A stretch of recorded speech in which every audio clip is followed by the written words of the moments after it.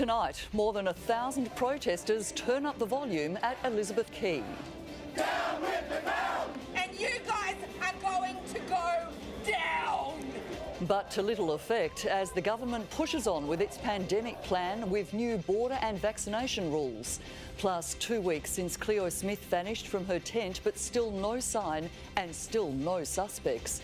Scott Morrison touches down in Italy to meet world leaders, but can he avoid an awkward encounter? The Queen's health in the spotlight as doctors order Her Majesty to take more time off. And our fireys get out in the community to teach life-saving lessons ahead of another fierce bushfire season. This is 9 News Perth with Monica Koss. Good evening. Protesters have once again swarmed the city in their fight against the McGowan government's vaccine mandates. It comes as a new double jab rule is announced for interstate arrivals, making it even harder to enter Fortress WA. Back out with the usual signs and slogans. This time swarming Elizabeth Quay. Down with the pound! Down with the pound! A vocal mob venting about vaccine mandates. I just want my hubby to be able to go to work, my brother, my father, and have the choice of what they have to put into their bodies. More than 1,000 protesters, from the anti-vax to anti-media. The media is the virus. Censorship is rife, and you guys are going to go down. One man clashing with police after racially abusing a security guard there to protect the media. You're touching me. Get out of my face. Protesters doing whatever they can to grab attention. Most people want to do the right thing. They want to look after those people around them. But there are always, of course, a small proportion of people where no matter what you say, you're not going to be able to sway their opinion. These protests are now becoming routine for a minority of West Australians, but for all the noise they're making, it seems little impact is being made. The government sticking by its vaccine mandate. It set a January 31 deadline for 75% of the state's workforce to be double-dosed or risk losing their job, while those arriving from COVID-hit states will soon also need to be double-vaxxed. The crackdown starting next Friday for medium to extreme risk jurisdictions and November 15 for low risk. Meanwhile, this pop-up clinic in Midland, the latest push to get more Aboriginal people to roll up their sleeves. We've probably had about 30 through so far, and we've just got some incentives being dropped off in a couple of minutes so that we can start giving them out as people are being vaccinated. Louise Rennie, 9 News. The gates of Flemington have flung open to 5,000 racegoers for the first time since Melbourne's COVID reopening. While many of the beloved trackside activities were back, Derby Day took on a slightly different feel for those venturing out. Victoria back on track. Go! Go! 5,500 racegoers returning to Flemington for Derby Day, Melbourne's first real taste of freedom. It's great to be back at the races, for sure, for sure. Well, getting your seat of choice, woohoo! And it's bloody great to get out of your trackies. It's freedom, and it's starting to feel that way. Not quite a sea of black and white, COVID marshals almost outnumbering spectators. Crowds not just expected to check in, but prove their vaccination status as well. Today, the first real test of how events will operate in the so-called vaccine economy. 10,000 at Cup Day Tuesday, 80,000 at the Boxing Day test. This is our way forward. This is the way we'll have to do business for the future, and we're here today to learn how it happens. And from the big stage to the big screen, Melburnians also rushing back to the cinema and theatre. We haven't seen them since June. What's the best thing about coming to the movies? That you get to spend time with your family. Family time treasured at Melbourne Museum, which reopened its doors this morning. Around 3,000 fully vaccinated visitors a day can walk through the doors. It's been very surreal being here when it's closed from time to time. You do tend to look over your shoulder occasionally, so having warm, living humans inside is terrific. Retail also making a triumphant return. Crowds rushing to major shopping centres. I am more than happy to spend money. We feel free, finally. It's beautiful. Car parks full, lines out the door. It's so exciting. It's been such a long time coming, so it's a really happy day. Despite the excitement, there were more than 1,300 new cases announced today and 11 deaths. While in Queensland, locals have just days left to get vaccinated before borders open to the rest of the country. Step up, get vaccinated. We're on the way to opening the borders, which will mean that COVID will come into the state. Elizabeth Creasy, 9 News. Drones have scoured the water and cliff's edge north of Carnarvon for clues as today marks 2 weeks since little Cleo Smith vanished from her tent. Joshua Dorr, the 4-year-old's parents have spent the afternoon with police. Well, Mon, in what would be such a harrowing time for Ellie Smith and Jake Glidden, 14 days now since they last saw their daughter. The parents of Cleo Smith were back here at Carnarvon Police Station this afternoon, spending around half an hour helping detectives again with their investigations. Today, drone operators returned to the Blowholes campsite. Their focus at the moment is really extending the search a lot further than just the area where Cleo was last seen. They've already scanned the tent site. Today, their focus was on the water, on the cliff's edge, very sheer coastline north and south of the Blowholes there. Areas that have been yet to really been patrolled by those on foot. Today those drones were used, taking to the sky, scouring for any clues or sign of Cleo. Detectives are still looking at businesses here in town for CCTV of that mystery car that was seen driving away from the Blowholes around the time investigators believe Cleo was abducted. There is still, of course, that $1 million reward for any information which could lead to a breakthrough detectives are desperately searching for. Right now, police say it will be public information that will generate their newest lead. But all in all, a fairly quiet day here in Carnarvon. No significant developments, no suspects, and still, sadly, no sign of Cleo. Mon? And police not giving up. Thank you. Scott Morrison's rubbing shoulders with fellow world leaders at the G20 summit in Rome tonight, but one of them could make things awkward for the PM. The French president is still upset over a broken submarine deal, and comments from US President Joe Biden about the incident probably haven't helped the situation. The president meets the Pope. Joe Biden might be hoping for some divine intervention as he begins a round of international meetings in Rome. I hope you find this gift from the United States appropriate. Scott Morrison has also landed in Italy into a flurry of questions about the tense phone call between himself and the French president before the Prime Minister left Australia. I very much appreciate the fact that he reached out to have that personal call. So we've started the way back. I think that's a positive thing. Emmanuel Macron is still furious that Australia dumped a $90 billion submarine deal in favour of nuclear-powered subs to be built by America or the United Kingdom. Of course, there'll be candid conversations at the start as we deal with the issues as they've presented. There is no meeting planned between the Prime Minister and President Macron, but there are clearly no hard feelings with the American president. How's your mind right now? And Joe Biden appeared to criticise Australia's handling of the contract termination, saying it was clumsy. I was under the impression that France had been informed long before that the deal was not going through. I honest to God did not know you had not been.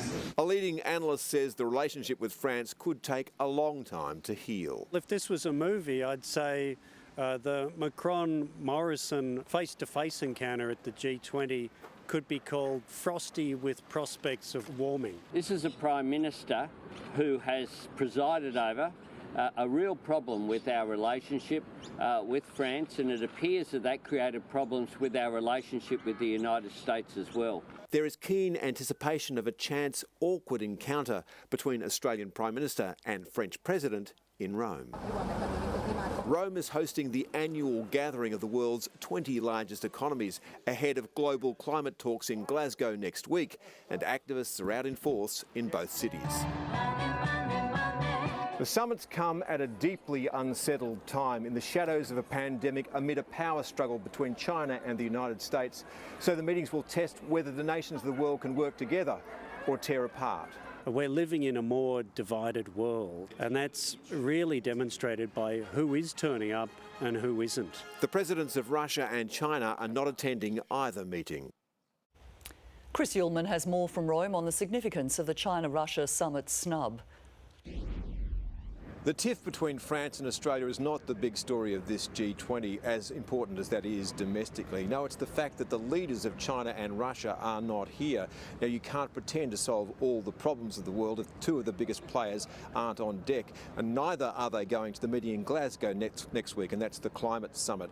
Don't forget that China is the world's biggest emitter. But here today, of course, Scott Morrison does want to raise the problem of social media giants, and that is a problem that all countries are trying to face.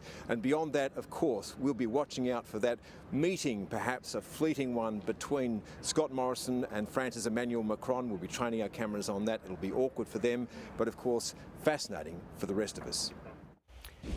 We have some very sad breaking news just in. Australian television icon Bert Newton has died aged 83.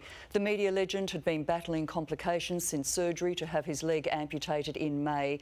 We'll bring you more details of his passing as they come to hand. First, we take a look back at his extraordinary life and career. He's got the style. In the history of Australian television, one name has almost always been there. As Mr. Bert Newton. Bert Newton. Albert Watson Newton was born to a Catholic household in North Fitzroy in 1938. He first appeared on radio at the age of 14. At 20, he joined GTV9, and one appearance on the evening program, In Melbourne Tonight, led to one of television's greatest partnerships, Bert and Graham. Do you remember that joke, look out for the Indians? What Indians? The great thing about those early years was that everybody was learning together, including the audience.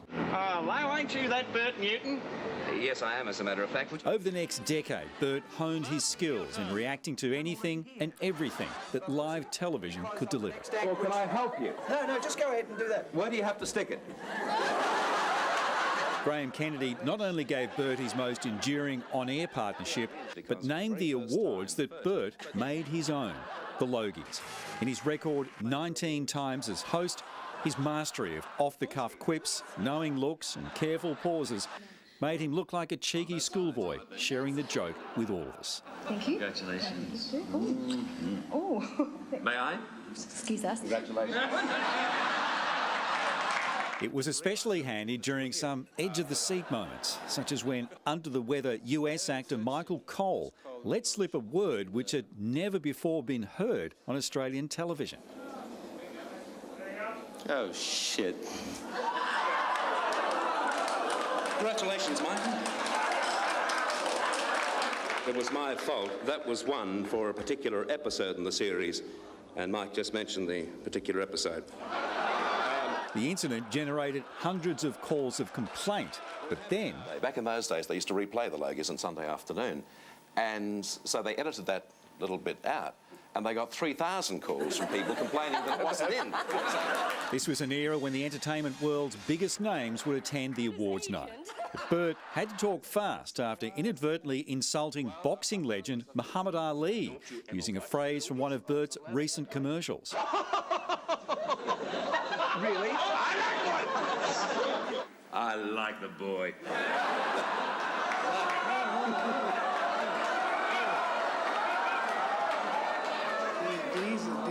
Did you say Roy or boy? I like the boy. There's nothing wrong with saying that.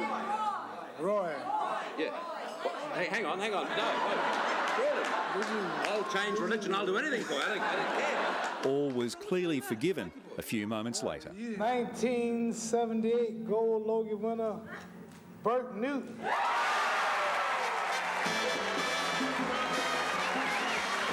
Bert would go on to collect 4 of the gold statuettes.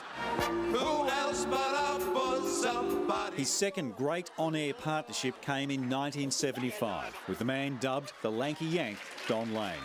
Both men said the first time they met was on air, and the chemistry was obvious. Is yours working? Is it working for you? I don't know, but I think I love you.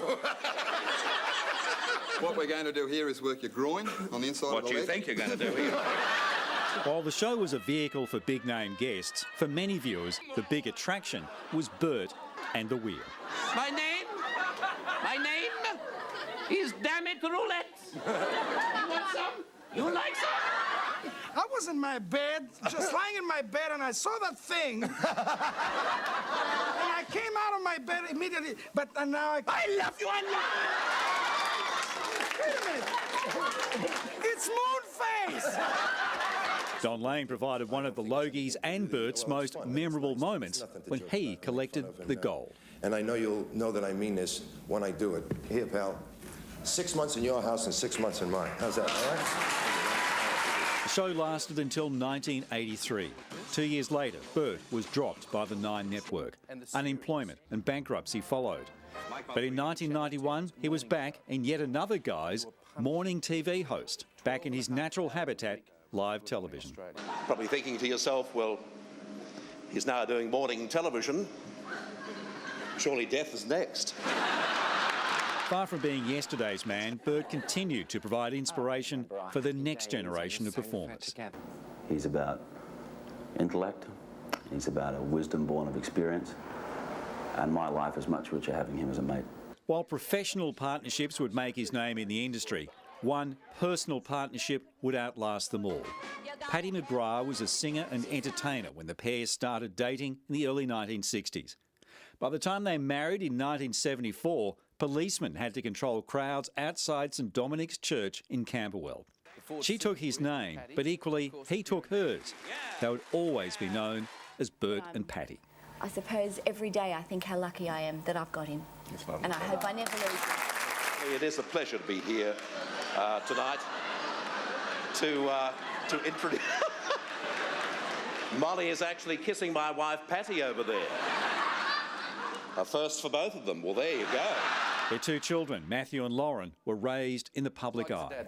He's fantastic. As well as being the top of his profession and an absolute inspiration, he's a great mate. I've always been really proud of Dad, and I just hope he has a wonderful night. Not as much as I'm proud of you. Thanks. Family bonds were tested by Matthew's court appearances and battles with drug abuse. Bert was also tested by numerous health scares, one resulting in a quadruple bypass, followed by several bouts of pneumonia. At least they could joke about it, when Patty received an honour for, amongst other things, fundraising for medical research. I've needed to know a little bit about medical research with Bert. But another shock setback loomed. It started with just a toe infection in Christmas 2020. Months later, it had worsened. Doctors telling the diabetic he had a decision to make: his leg or his life. It was needed, and he had a choice, and his choice was to live, really. It bought the 82-year-old life's most valuable commodity: time. We've all been sort of gathered around him a lot, and it's mainly for the grandchildren because he wants to watch them grow. It would be wrong to label Bert as a TV survivor for his long career. He thrived on TV, in radio, and his latter years in theatre. Bert was a one-man history of Australian entertainment. Great television, he once said, is made up of moments. No one has given us more unforgettable moments. Without you, without you, without you, without you, without you, without you, without you.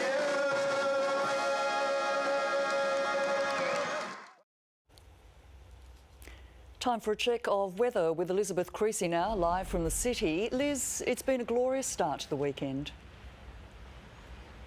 Well, Mon, it's been a perfect Saturday to spend outdoors, and that is exactly what plenty of people have been doing today, making the most of the beautiful sunshine after what was an extremely wet week for Perth. Swimmers and boaties hitting the water, cyclists out for a ride, and picnickers enjoying these stunning conditions. And they were pretty much perfect, with a beautiful top of almost 25 degrees just before 2 this afternoon. We had light northerly winds until around 11:30 when the sea breeze kicked in, but that onshore wind didn't make it to the city until about 2 o'clock. Now, conditions are looking just as good tomorrow, Mon, but there is some light rain heading our way next week. I'll have the full forecast for you later. Thank you, Liz. Ahead, a motorcyclist killed in a southern suburbs crash. Police piecing together what went wrong after a rider slams into a tree. Thousands of homes still left in the dark across Melbourne as the big storm cleanup continues. And a raging volcano serves up a lava bomb.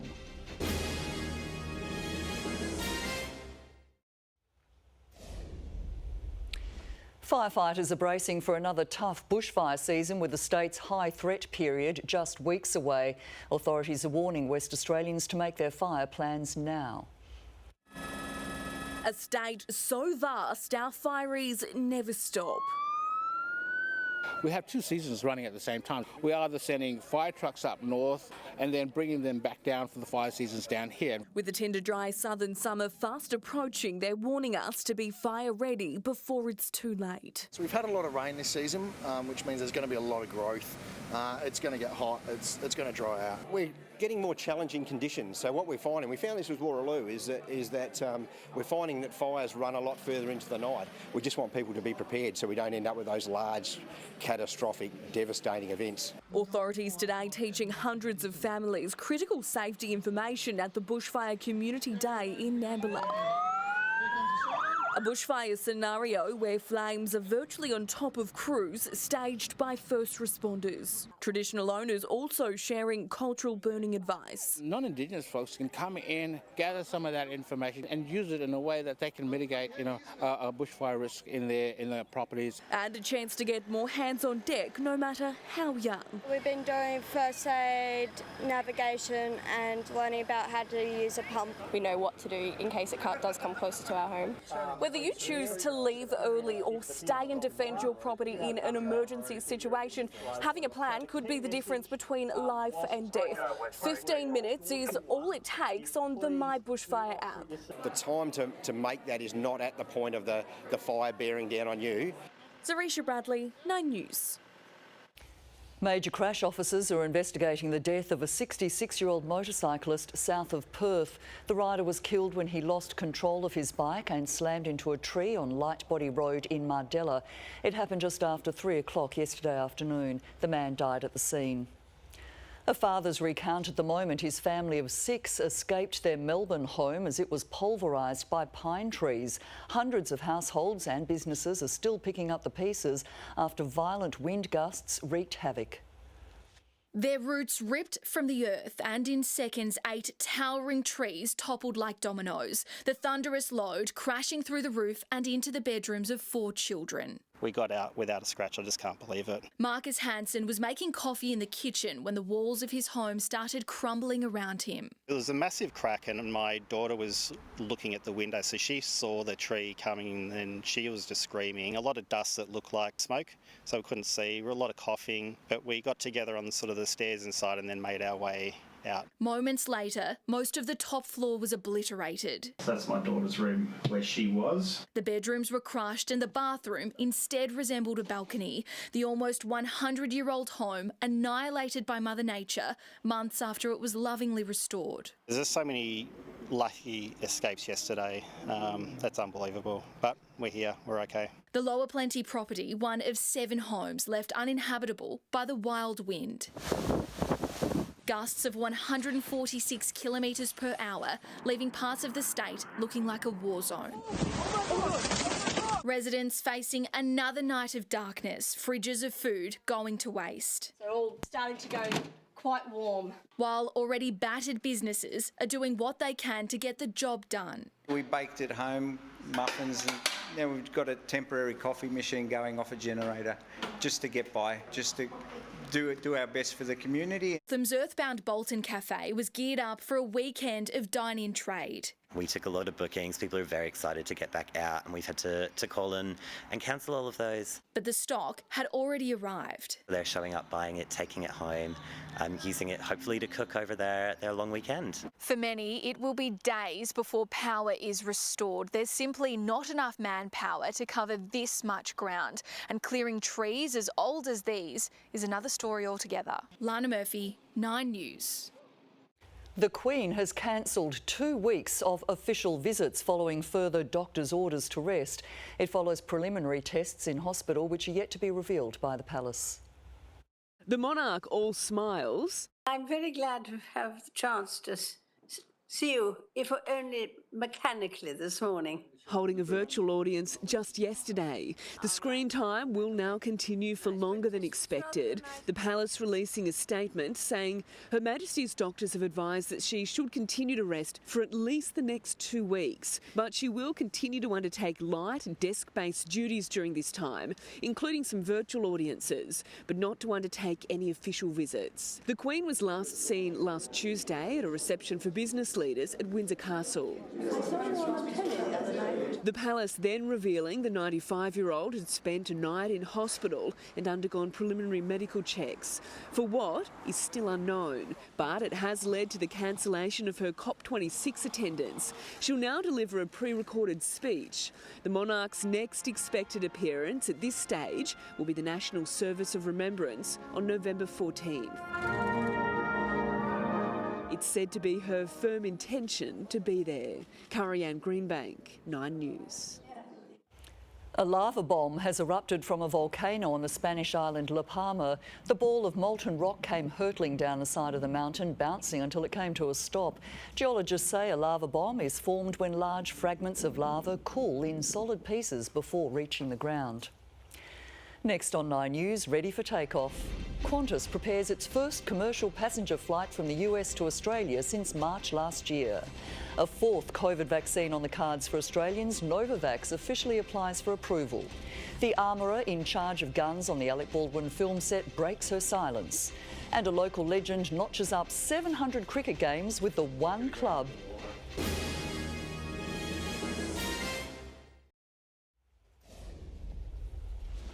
After almost 2 years, Qantas is preparing for its first commercial passenger flight from the US. The quarantine-free trip is considered a major milestone in Australia's pandemic recovery. The final ground checks are now complete. The first plane back to Sydney's almost gone. Pre-flight the aeroplane, put fuel on it, do walk-around checks and make sure it's good to go. Nearly 80 Aussies and family will fill these seats tomorrow on board QF12, leaving Los Angeles, and they won't have to quarantine on the other end. For a while there, we were all worried that we weren't going to see it. This is like, thank goodness, we're going to go again and we're going to go good. Starting Monday, Sydney and Melbourne are scrapping quarantine as long as you're fully vaccinated. There are 5 vaccines recognised by the TGA: AstraZeneca, Moderna, Pfizer, Sinovac and Johnson & Johnson. Unvaccinated travellers still need to hotel quarantine. 20 months after we shut off to the world, vaccinated Aussies can leave and return without worrying about exemptions and flight caps. And Australia will be ready for takeoff very soon. It's time to give Australians their lives back. Next on the fly list, international students and skilled workers. They'll be allowed back in Australia by December, but we won't see a plane full of tourists heading down under until 2022. And not far from LAX, the biggest planes in the fleet are collecting dust. Qantas is hoping to have its A380s back in the air within 6 months. At LAX, Michael Genovese, 9 News. The armourer responsible for the guns on the film set where Alec Baldwin shot and killed a cinematographer has broken her silence. In a statement from her lawyers, Hannah Gutierrez-Reed says she has no idea how the live bullets made their way onto the New Mexico set. The 24-year-old also blamed producers, saying the workplace had become unsafe. There have been chaotic scenes in Bali as American killer Heather Mack, convicted of the infamous suitcase murder of her mother, was released from prison for deportation to the US. In 2014, hotel staff discovered the badly beaten body of Mack's mother inside a suitcase in the boot of a taxi. Mack had served 7 years of her 10-year sentence for assisting her then-boyfriend with the murder. Australians may soon get a fourth choice in COVID vaccinations. America's Novavax has officially applied to authorities for provisional approval to be administered here. It's a vaccine Australia has already pinned its hopes on, ordering 51 million doses of Novavax early this year. It's highly effective. It's been shown in very large studies in tens of thousands of people to be safe and effective. It'll be a great addition. Unlike our other vaccines, Novavax is protein-based and may be more accepted by those who've been hesitant so far. This protein vaccine is like any classical vaccine we've been using for decades, including influenza. So we know about the long-term safety and the effectiveness of such vaccines, and people trust them. Novavax doesn't require ultra-low temperatures, meaning pharmacies could deliver its 2 doses 21 days apart. Once approved by the Therapeutic Goods Administration, possibly before Christmas, it may also be an important part of our booster program. While Australia and other developed nations are powering ahead with vaccination rates, it's a different story in developing and low-income countries, with double-dose rates as low as just 3%, prompting UNICEF Australia to urge our government and others around the world to ramp up vaccine aid. But if we don't vaccinate areas where there are very low vaccination rates, it increases the chance of a strain. I know we've seen Delta. What's beyond that? That's going to allow COVID to take off in other areas, and it will come back to bite us. Eddie Meyer, 9 News. WA cricket legend Terry Duncan has today notched up a remarkable milestone, playing his 700th career match. At 67 years of age, Terry still captains his beloved Bayswater Postals and says he won't be retiring anytime soon. Terry's been toiling for 5 decades and he still can't get enough. I'm just as excited today as I was when I first started playing. I've never seen anyone who loves the game as much as him. The veteran middle-order batsman padding up for a record 700th senior appearance. His main goal remains unchanged. Just to be able to contribute, help the guys. Making him an asset to the club. And he's brought a sense of joy to the boys who play with him, and they've enjoyed it, and the success has been building each year. With many highlights since his debut summer in 1972, there's an easy standout. When I was captain coach at Morley for the 6 years and we won 5 A-grade premierships. Over Terry's decorated career, he's tallied more than 17,000 runs and taken 600 wickets. But retirement plans are not in the conversation. Instead, he's already eyeing his next milestone. I'm just looking to play for as long as I can.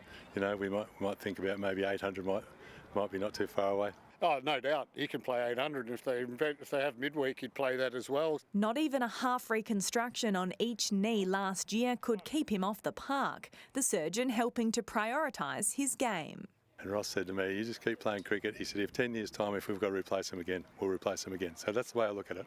His wife, children and 7 grandchildren, his biggest supporters. They're fantastic, and if you've got a great family, life is so much easier if you want to play sport. Bonnie Rayner, 9 News. Geez, in fine shape. Still to come on 9 News, new hope for West Australians with chronic illness. Plus, why brewers are calling for beer taxes to be slashed, and an injured koala rescued from a busy highway. First, here is Paddy Sweeney with sport, and Damien Oliver's put his name up in lights, Paddy. He certainly has, Monica. The West Australian jockey claimed dual Group 1 glory at Flemington. The perfect superstorm, Ollie riding high at headquarters. The Aussies out to tame the old enemy and keep their winning cup streak alive. And an Aussie annihilation. Chalmers cruises into the record books.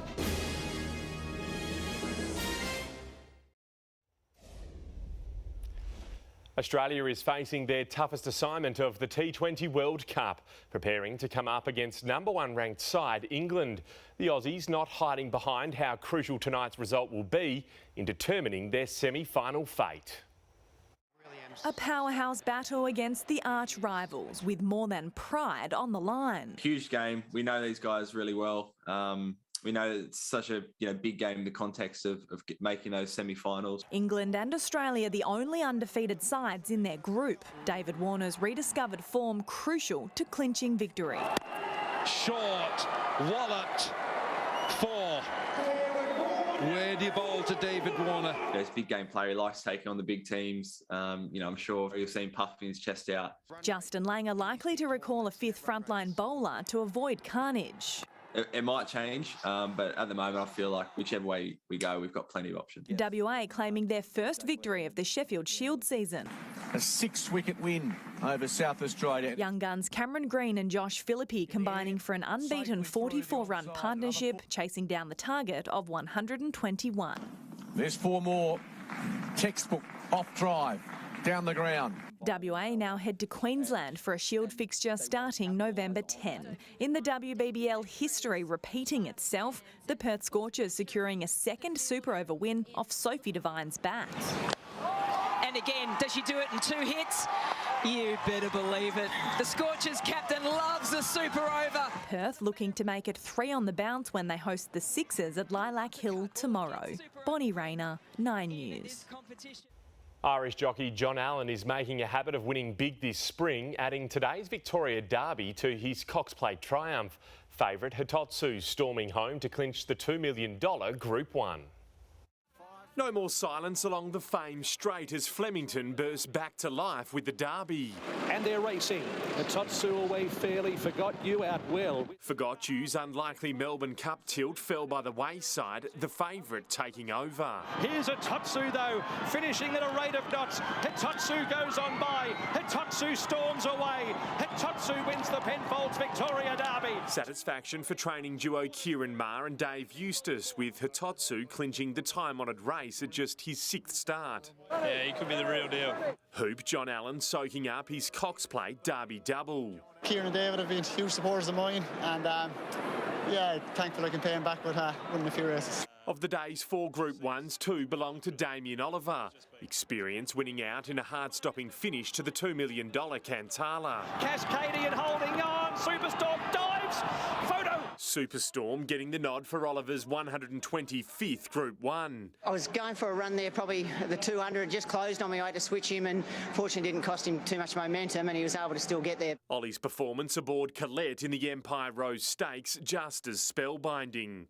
That's just about the ride of the season for mine. James McDonald and Chris Waller made an early raid on the carnival, combining for 3 big wins headlined by the Coolmore Stud Stakes. But Home Affairs has made a mess of them. Home Affairs from Brookner. And Melbourne Cup favourite Incentivise will jump from barrier 16 on Tuesday, defending champion Twilight Payment drawing gate 2.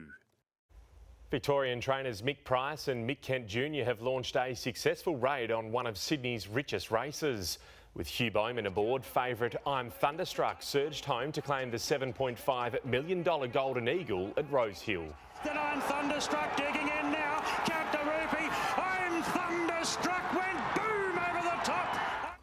It was Bowman's 101st Group 1 victory. Australian swim star Kyle Chalmers has smashed a short course world record in Russia. Chalmers clocked 44.84 seconds in the 100 metres freestyle, shaving 100th of a second off the mark, which has stood for 13 years.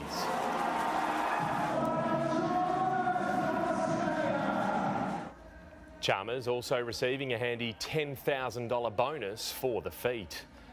And tennis ace Rafael Nadal might have finally met his match. The Spaniard taking on 97-year-old Leonid Stanislavski, the oldest registered amateur in the world. The Ukrainian has recently been campaigning for an over-90s category to be introduced at the World Championships. And Monica, on that form alone, you'd have to say he's got a very good chance of that happening. They say tennis is one of the best sports for longevity, and there's the proof. Absolutely. Thanks, Paddy. Next, the drug for chronic illness now affordable for thousands of Australians. Plus, a man's close shave with a crane hook in Mexico. And Elizabeth Creasy, more sunshine tomorrow. Mon, we're in for another beautiful spring day tomorrow, but some light rain will return early next week. I'll have all the details for you coming up soon.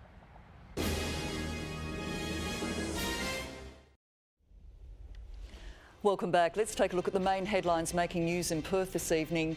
Australian television icon Bert Newton has died, aged 83. The 4-time Gold Logie winner and Hall of Fame inductee had been battling health complications since undergoing surgery to amputate his leg in May.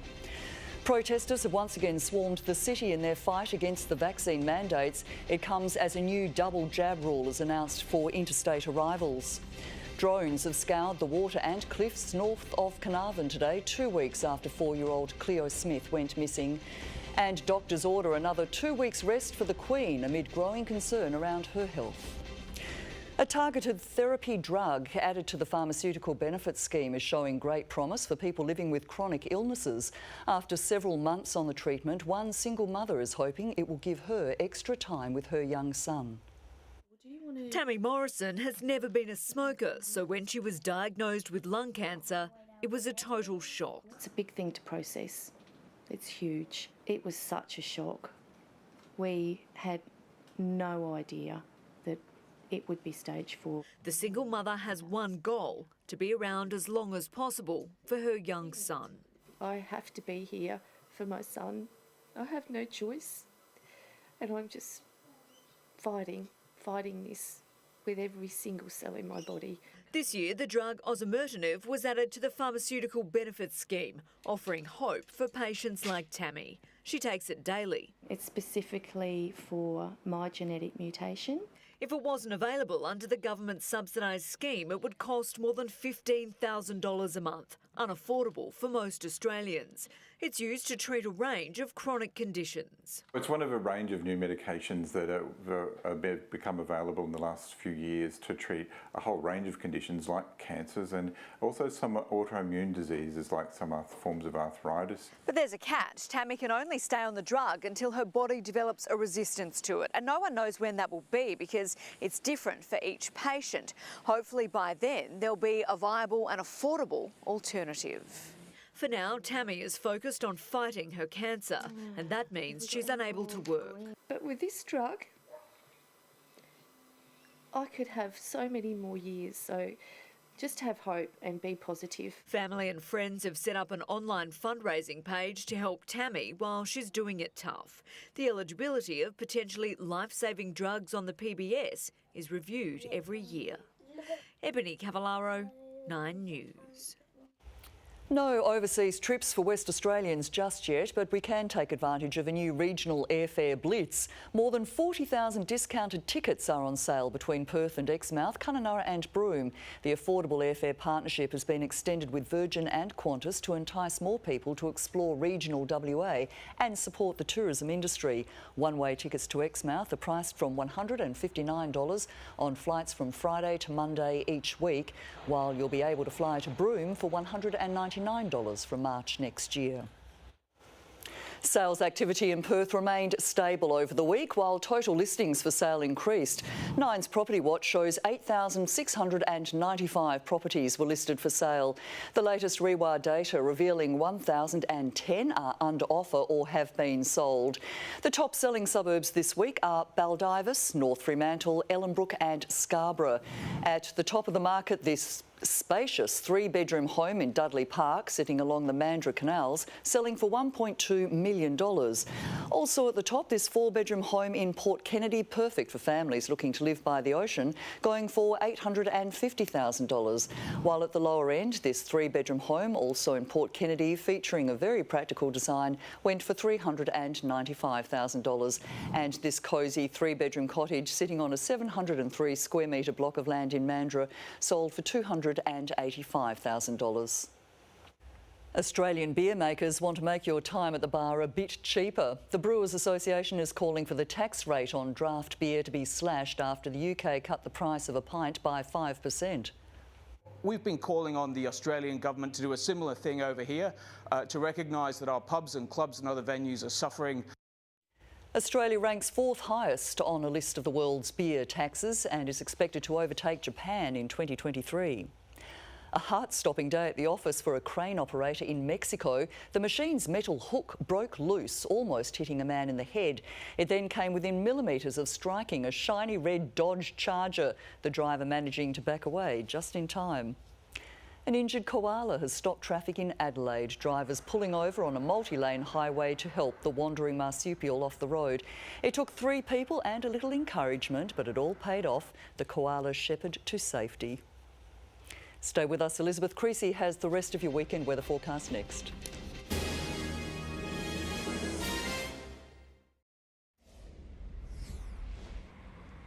Welcome back. Well, it has been a beautiful start to the weekend and the sunshine is sticking around tomorrow as well. At the moment in the city, the temperature is hovering around 18.7 degrees and earlier today we had a maximum of almost 25.